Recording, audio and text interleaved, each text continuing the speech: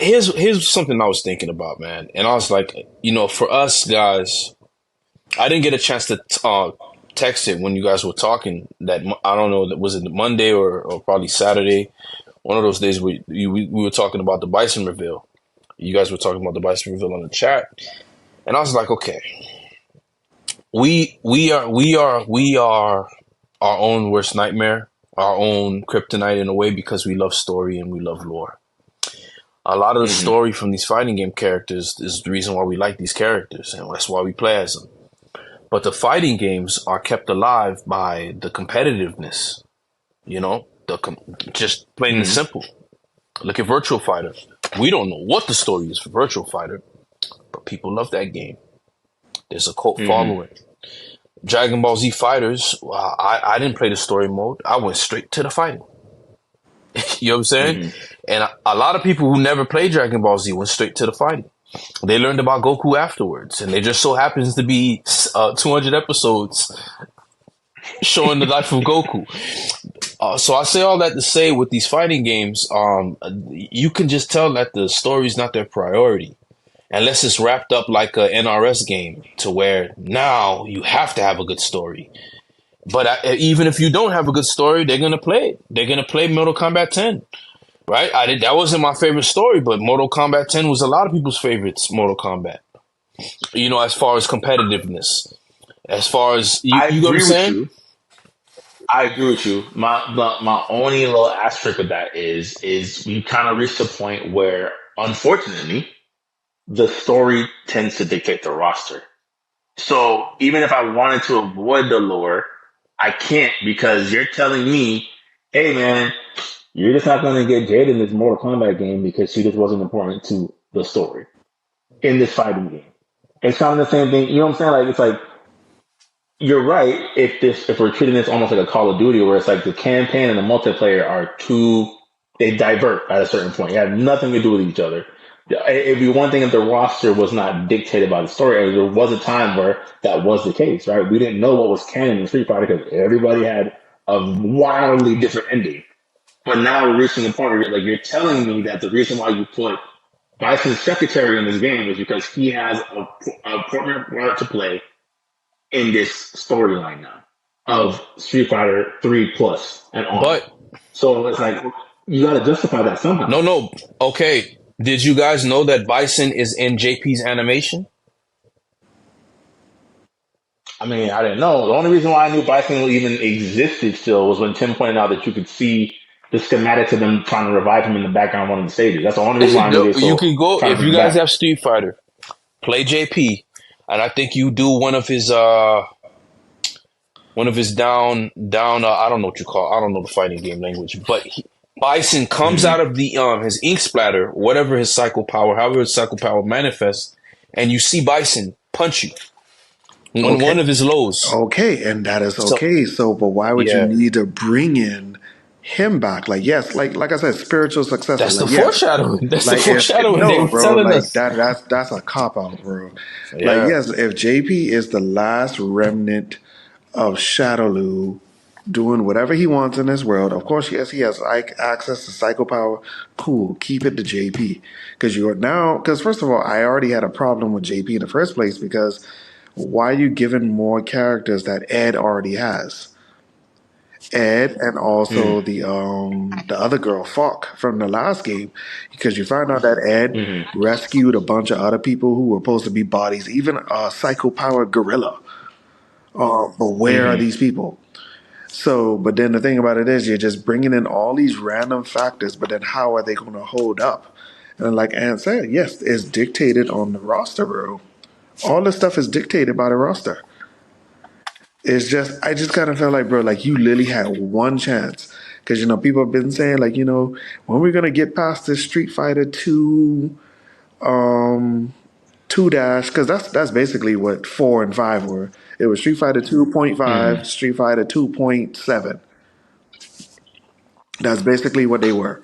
And now, we finally got past the dreadedness of 3, but then nothing is really holding up. It's like you literally just brought this dude back. I was honestly, yeah, I do carry a very disdain for that, bro.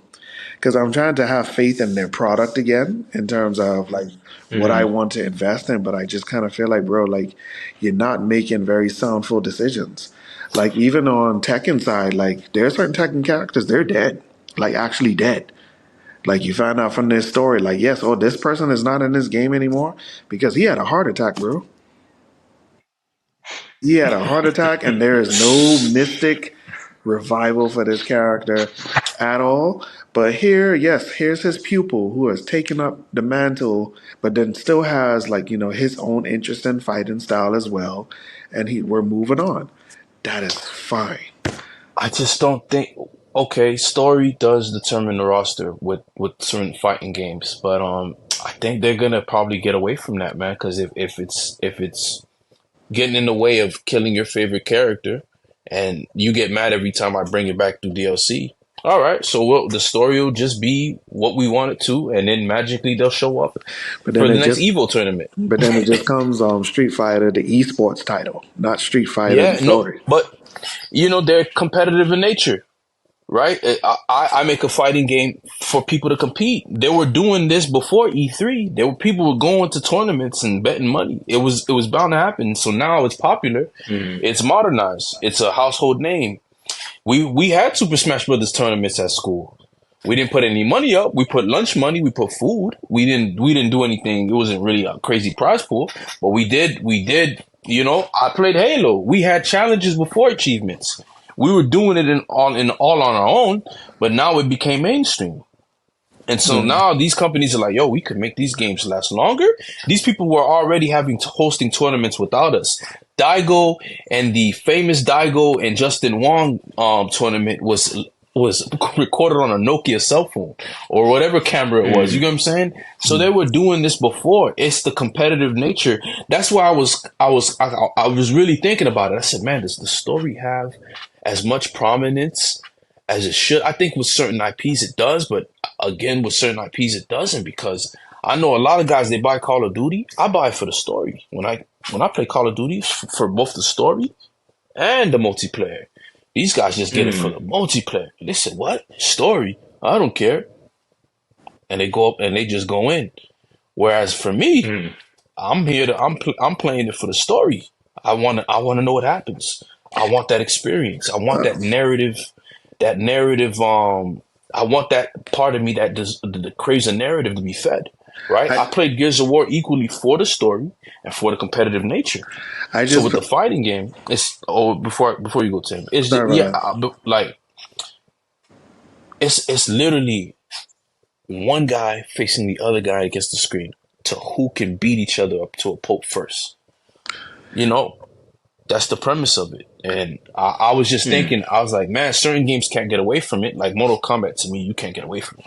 You have to have a good story. That's just the way Mortal Kombat is. That's what Mortal Kombat is as a brand, and that's what I was kind of thinking. I don't know to what they both have importance. That was a very good point that you made, because now the story determines the roster. So now I think they're gonna make a story to where nobody dies, or they'll go back in the past. I don't know. However they decide to figure it out. I just felt like that it's come to the point where, like, well, if they do follow that model, you could just constantly sell us old characters just because. Like, that was the biggest thing about Street Fighter Five was the first DLC were all classic characters, bro. People were pissed. People felt like it was that dark Mm. age of Street Fighter Cross Tekken again because it's like, why am I paying for Guile? Why am I paying for Jury? Why am I paying for this and that? And that's what, like, Ant said it best. Like, to this day, Ultra Street Fighter 4 has the best roster. The best. Because Mm. they took things serious about that. The variety of characters that they had, even when Street Fighter Cross Tekken fell apart and they gave us the characters from that game and brought it Relento, to Poison, yeah, like Relento, Elena, Hugo, and Hugo. Poison, and it's like I was like, bro, that was very good salvaging fan service. But then it's just Yes. now Mm. this story has hit such a very stagnant point that you're just literally just doing anything right now, and it's really just not making I sense to said me. I said the best thing they could do, and I know a lot of people aren't against it. A lot of people are against it, but they have to. What else are gonna? They wrote themselves into a hole. You have to reboot it. You start from Street Fighter Alpha, and you have to. Because I if you say, say no, I I say right? You wrap it say up. no, I say wrap it up. I say yeah. wrap it up and move on to something else. or you pass the torch on to the rival school kids characters. Well, no, that's what I'm saying. You got to wrap up. Like I think, and we obviously got to move on. I think the thing with this is like, as you guys were talking, I was thinking to myself, I'm like, okay, we're reaching that awkward because this is uncharted territory, right? We've never gotten this far within any video games. Video games haven't been around long enough to kind of reach this point. But we're starting to reach that point of like, okay, we're all now in our 30s. We've been playing as Ryu and Ken since we were 5, 6, 7, 8 years old.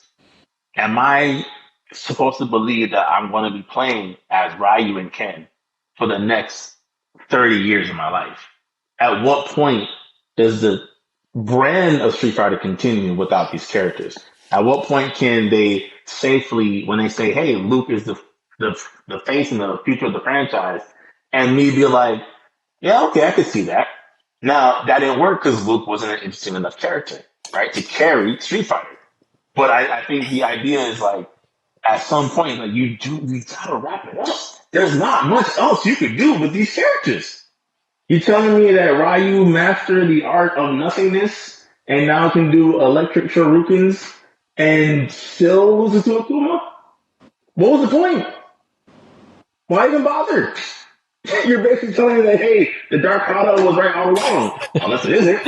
Right? I mean, I have no idea. I don't know. I don't know. Like, we got to find out through like a YouTube video that, Akuma eating a rice ball that turns him into Shin Akuma. That's nonsense. You know what I'm saying? Like, at a certain point, it's like, okay, I think it's time we just let these stories kind of go, right? You don't have to reboot the series, but like Tim said, the spiritual successor. Here are these newer, younger characters. You throw on a couple of characters that weren't that old in the original franchise to kind of keep it going. Where I don't have to be like, well, if I don't see Ryu and Ken on the cover, meanwhile it's me and my grandkid, I'm not getting Street Fighter 11. That sounds crazy to me. Like at a certain point, it's like, when do we let go of the reins of like the flagship quote unquote characters? I still want an angry Scorpion. I ain't gonna lie, man. When I think about it, Yeah, but the idea of Scorpion isn't reserved to just the character. It is not always like Scorpion isn't even a Hanzo in this Mortal Kombat. You know what I'm saying? Like you can still have the character live on in a new form. Yeah, because I feel like when you hold on to nostalgia too much, you hinder yourself from growth. Like you're trying to possess this timeless feeling where it already is timeless. It already is because it Hmm. lived its moment. Like the 3D era was the 3D era, and then now we're entering the story narrative era. Because even Tekken understood the assignment. It was like, yo, we need to deliver. We need to deliver on something. Like, yes, it was a little quirky from time to time, but they said like, all right, you know what, we're doing enough. But then here comes Street Fighter. You just basically announced this little open world arcade, buy up all this cosmetic stuff, and it's just like have fun. And it's like you didn't even take this title seriously, bro. Like, yes, fund our next game, Street Fighter 6.5. It's coming out, guys. Right, or we inch the story up a little bit, but not that much. And who knows what's canon now? And anyway, yeah, yeah, moving we can on. move on.